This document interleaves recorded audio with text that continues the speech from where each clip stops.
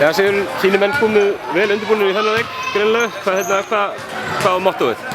Bara eins og öllu leiki spila á fullu og allir að leggja eitthvað að mörkum og við fengum framlag frá mjög mörgum leikum í kvöld sem er skemmtilegt og gera okkur jafnvel bara meira fjör í þessu. Hvað er að skapa þetta heldur í þessum leik? Munur komin eiginlega bara í hálfleik? Já, við spilum fanta vel í fyrraleik, góða vörn, seinaleik var svo sem leikur kannski orðið nokkuð safe.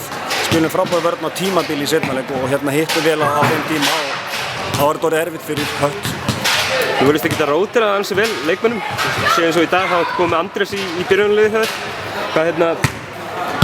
Eru það að prófa okkur áfram með uppsetningar og fleira?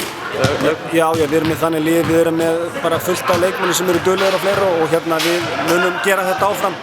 Fyrir eftir framlag og fyrir eftir ýmsu hvernig við þurfum að stilla upp byrjunarlið. Við verðum jafnvel ekkert mikið með það saman. Nú veit ég að þið ferðu náttúrulega í hvern einasta leik til þess að vinna og einn leik í einu og alltaf. En er árangurinn að koma óvart að vera ennþá ósigraðir eftir 4 leiki? Bara segir alveg eins og við höfum ekkert að skoða. Við erum bara, ok, þetta er skemmtilegt. Þú veist það er gaman, við ætlum að halda áfram bara og skoða svo bara í enda. Einn leik í einu. Einn leik í einu, eins og eðlilega.